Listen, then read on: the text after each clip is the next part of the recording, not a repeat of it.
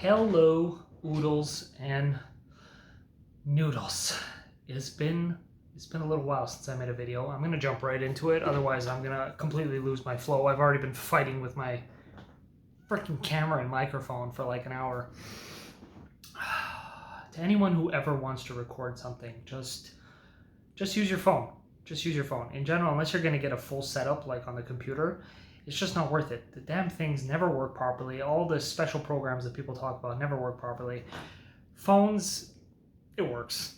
It gets the job done.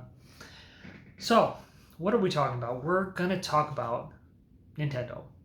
Specifically, I'm going to use Breath of the Wild, Tears of the Kingdom, and our best friend since childhood, Pokemon, as a kind of foundational basis to talk about a little something I've realized as I've gotten older. And I think it's kind of poignant with how much Nintendo has been in the conversation lately, specifically in the gaming landscape for pricing, but also just how they've been handling the quality of their product in general as time has gone on. And I kind of want to come at it for anyone who's ever watched old videos of mine. I generally do stuff about books, and I really wanted to compare it to the same mentality that I've evolved over time in relation to books and how that relates to games, specifically like how Nintendo has been making. And so when I was younger, and for a lot of people when they were my age when they were younger, I'm 37, so I'm getting there. I'm almost 40. And when I was young, the kind of books that you had access to were whatever made it through the editing process, really made it through publishing and got out there. You didn't see really indie books or hear about random authors. It was like, who are the big names? Who are some like moderately popular names? That's predominantly what you saw. You know, you went to the bookstore, that was it. If you were lucky, you had some used bookstores, so you were gonna find some older titles sometimes that people had brought back. But that was pretty much it. And it was the same thing for games, right?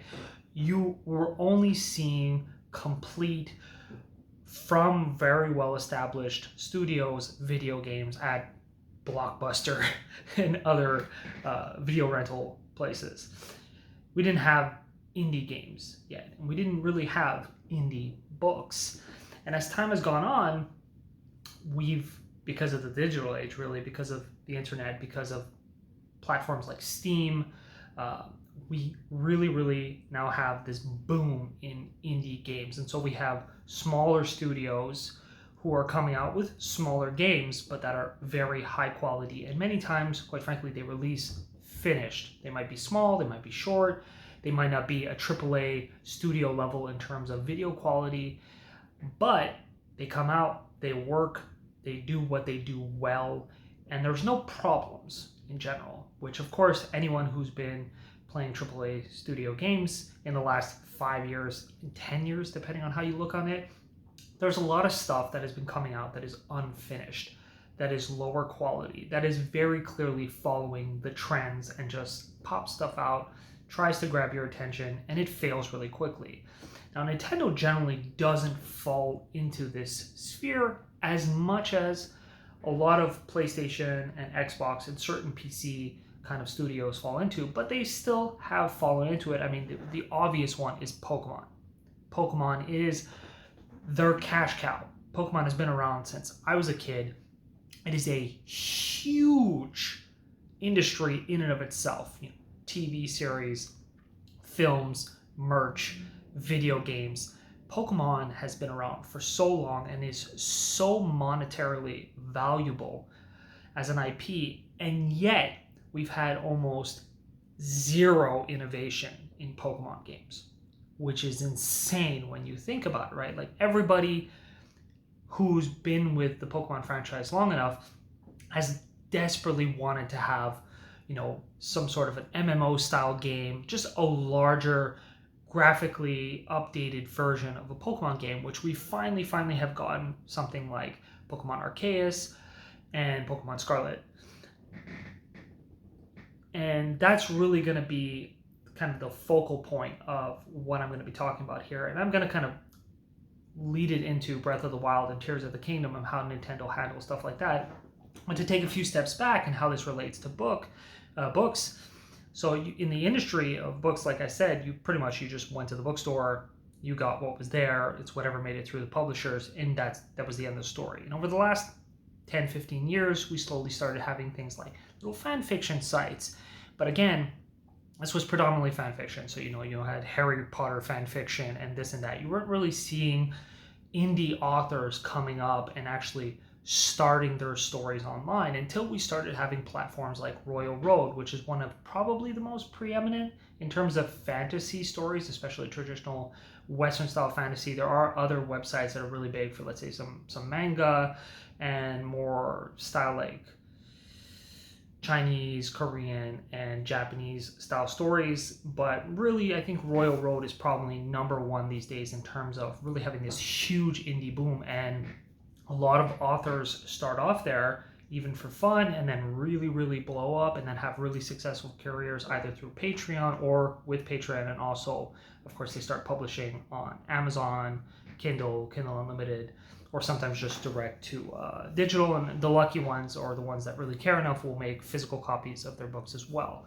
And so that's something I've jumped into in the last 2-3 years, where usually all I ever read were the kinds of books that I found at the bookstore. But ever since I got into platforms such as Royal Road, I'm just reading so many different genres that I used to, and also just unfinished work that is in the process of being completed, or that is just of not the highest tier quality. And the reason this is important is when you look at the conversations happening these days, especially in regards to not only AAA games, but even Nintendo games, there's kind of an argument happening across the board of what is considered a waste of time. Are so many studios in the gaming industry wasting our time? Are they making games that are just, microtransaction heavy, that are gachified, that are just there to drain every single ounce of your attention?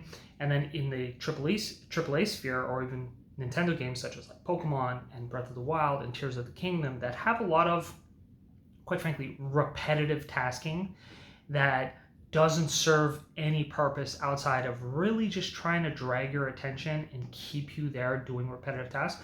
There is a lot of, and I think quite rightly so, people who are very, very annoyed at this, because it is in many cases a poor quality decision, right?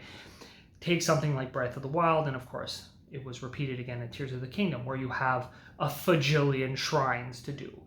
And many, many people were upset by this, because instead of having what is typically a Zelda tradition, is to have big, complicated dungeons, temples, really complex areas that require a lot of thinking, a lot of difficulty, and they have a theme, they have heart.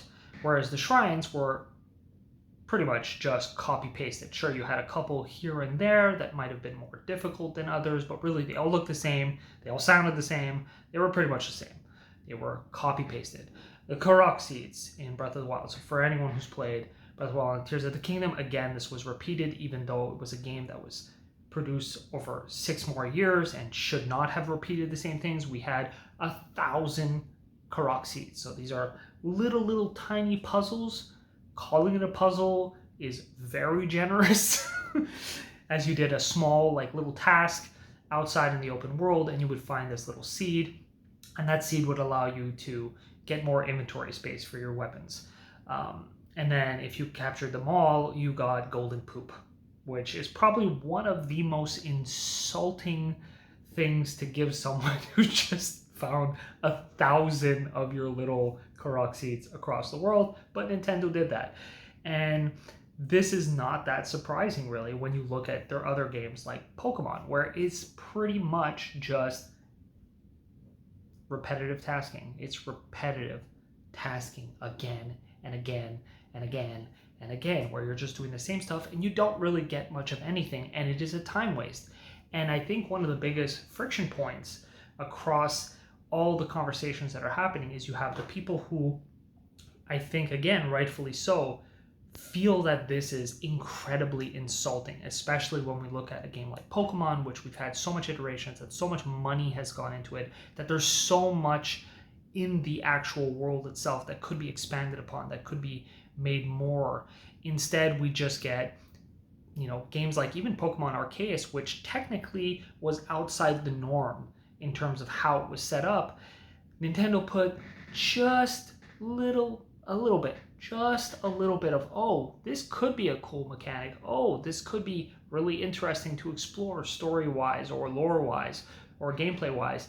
But yet, no, instead we just got this much, just a little bit, and then repeated again and again and again and again and again.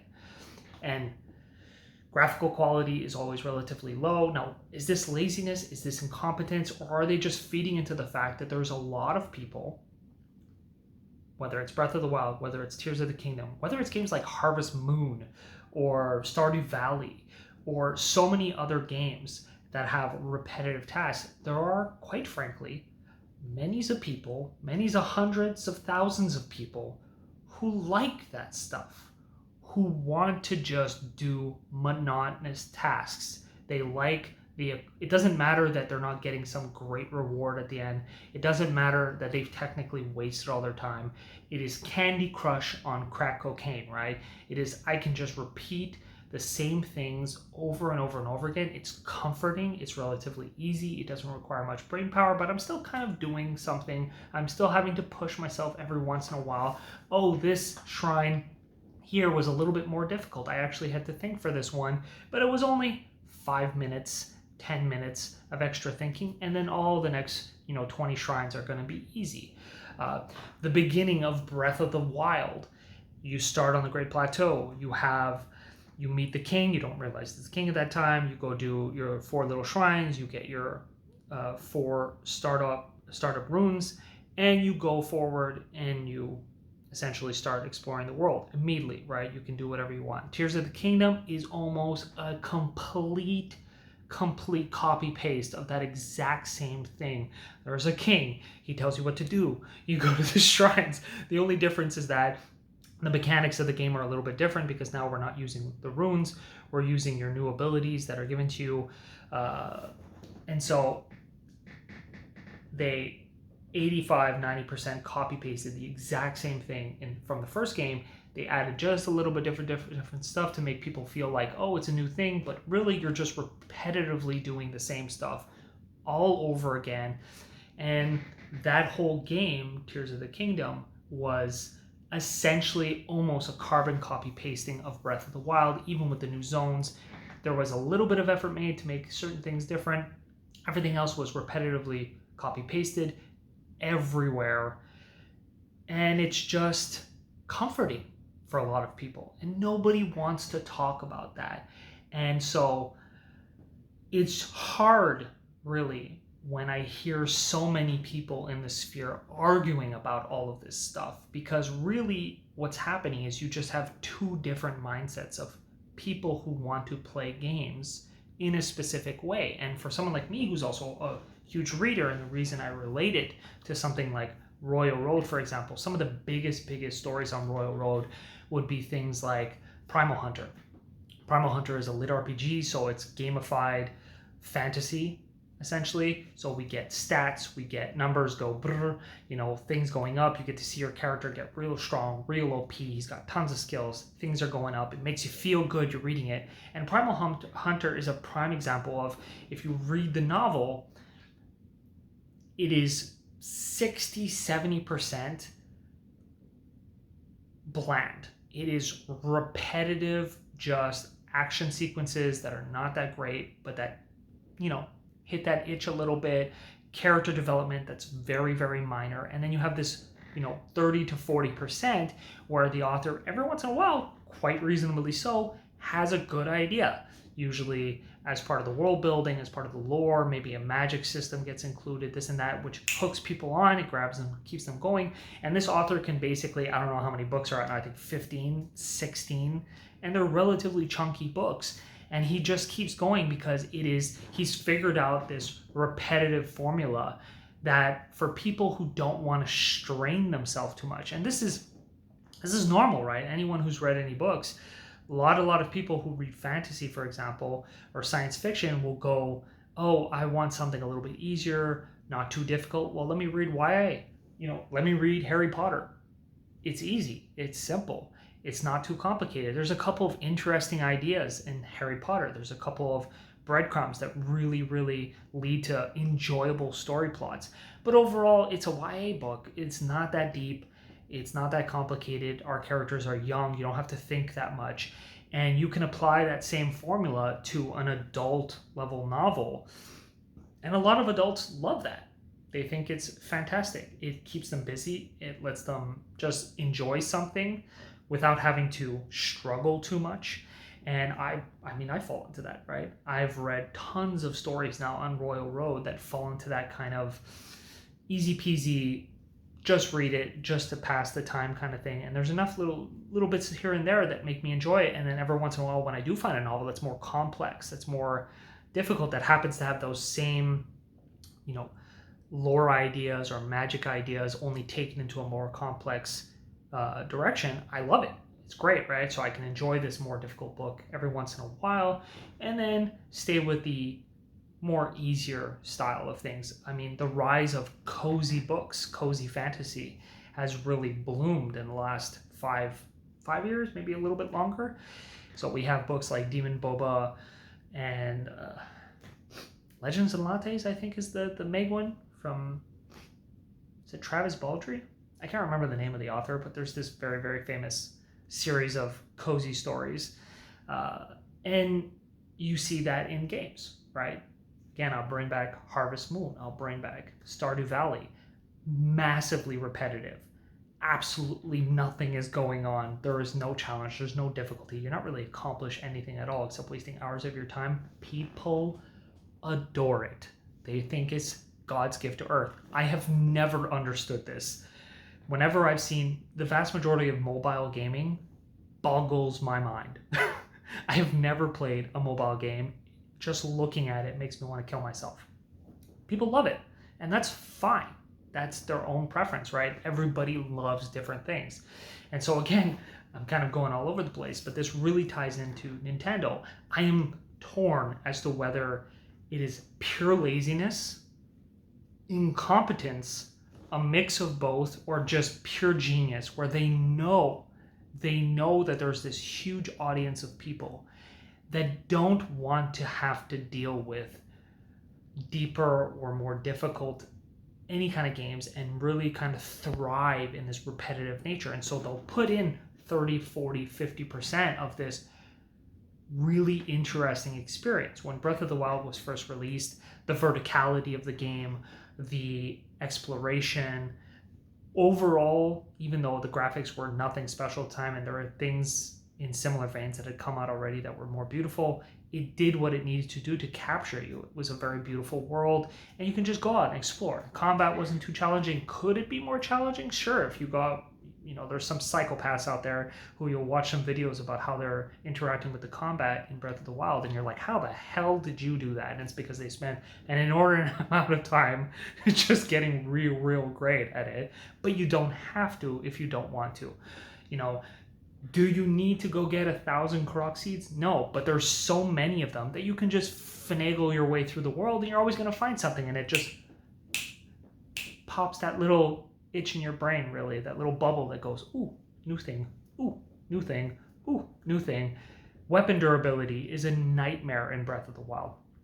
People really come up with fantastical reasons of why they enjoy it, because it drives them forward. They have to try new weapons. They have to try new styles. And there's really barely any weapon combat styles in Breath of the Wild. So the fact that your weapons constantly break forces you to have to do many different little things to get through the world. And some people love that. It's not difficult. It's not challenging. They just need to, change things up, throw a bomb, change weapon, grab a stick, throw this, blah, blah, blah, and it's great. It hits that itch, but it's not difficult in the slightest. And some people love that. Other people want to have that enjoyment of complex weaponry that doesn't break.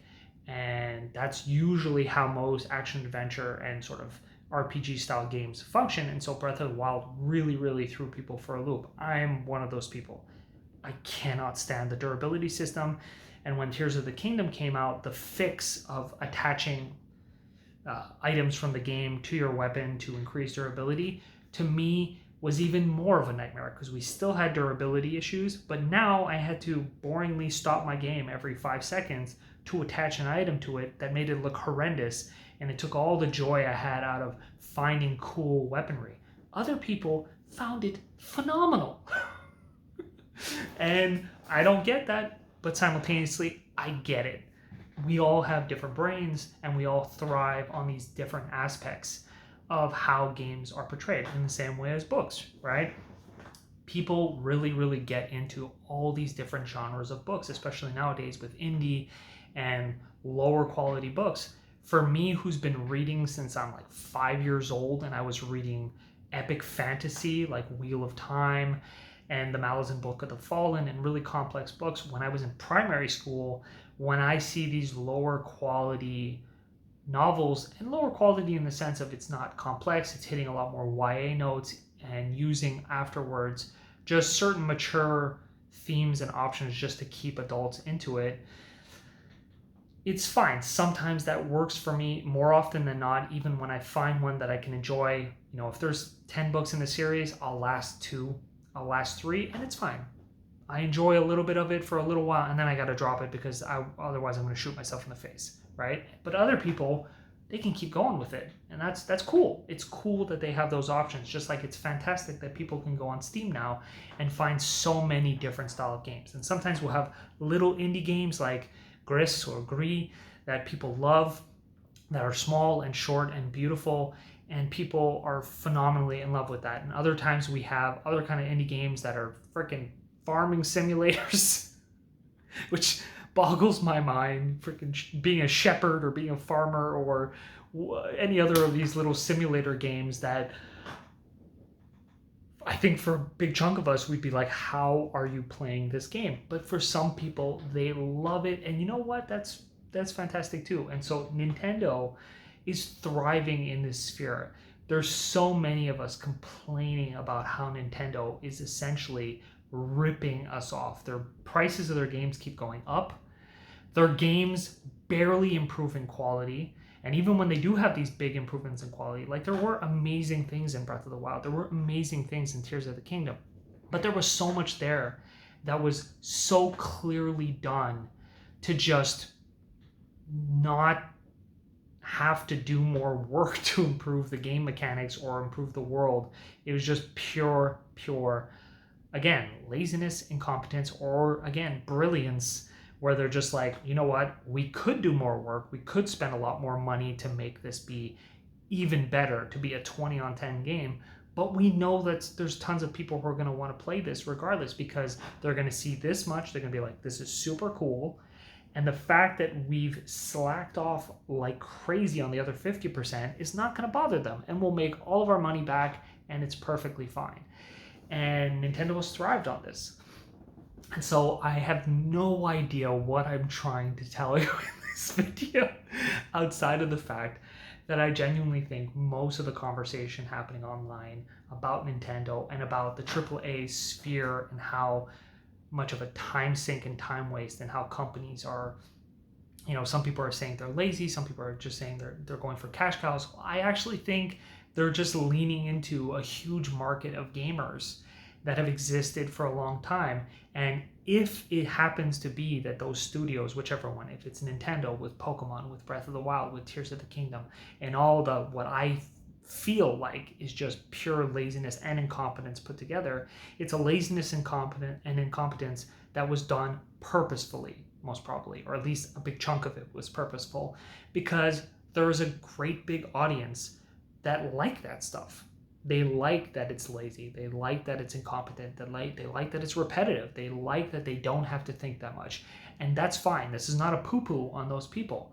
It's just that there's a sphere of us who don't want to play those games.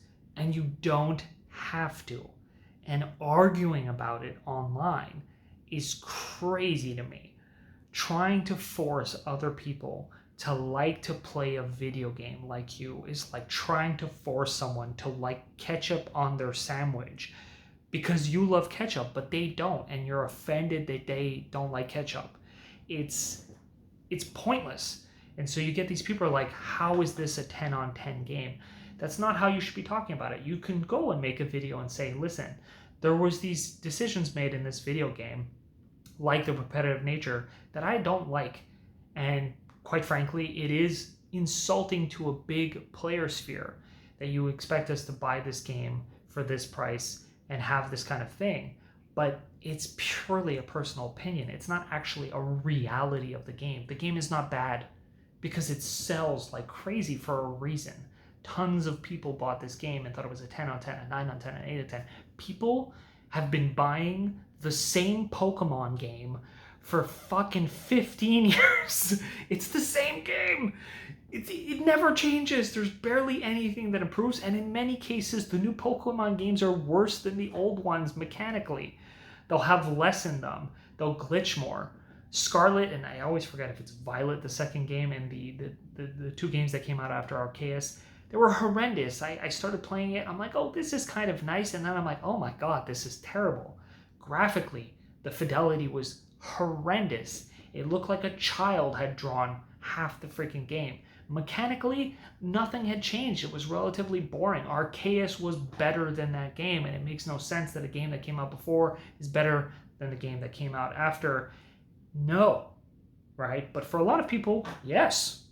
Absolutely yes. They loved it. They thought it was great, or they thought it was just good enough that they didn't care. They don't notice the badness, or the badness just, even if they notice it, it doesn't really matter to them.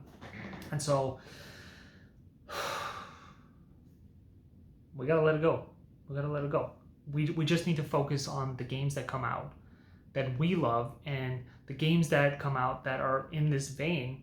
It's fine. There's so much money in the gaming sphere these days that it doesn't matter that AAA studios or big companies like Nintendo are going to come out with games like this, because there's always going to be another company that's going to come out to fill in the niche of other people, right?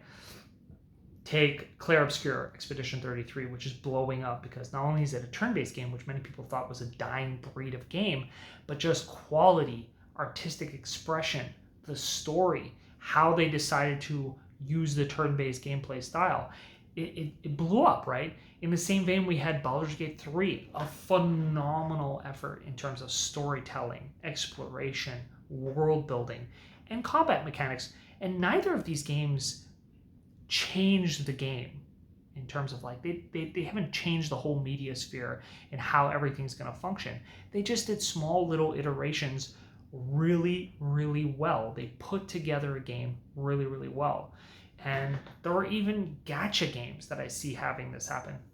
For anyone who's tried Wuthering Waves, a gacha game that when it started was filled with glitches, horribly optimized.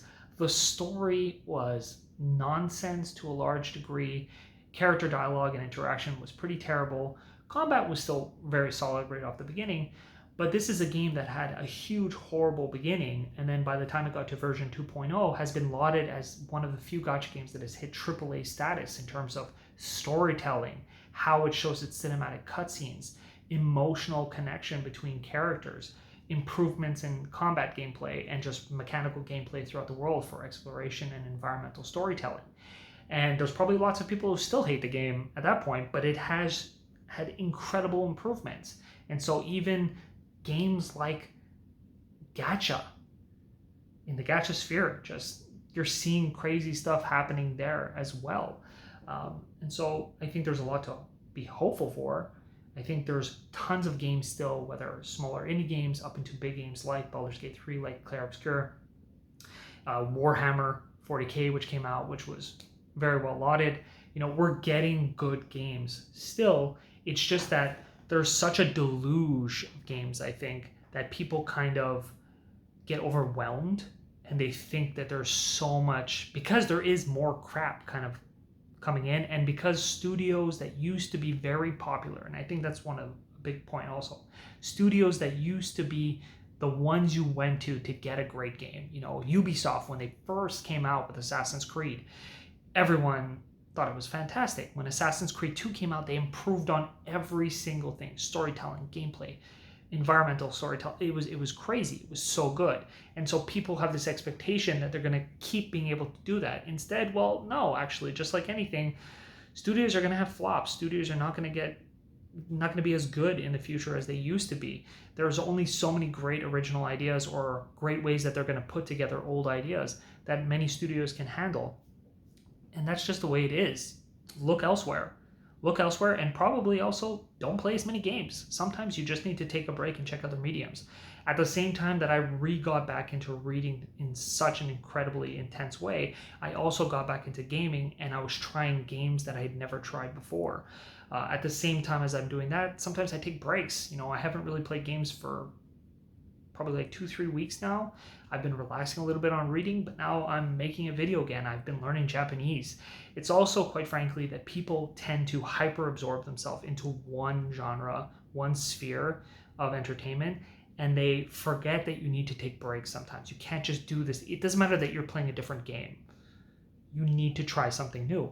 On the other hand, to go back to the earlier topic point, some people can play repetitive stuff over and over and over and over and over and over and over again.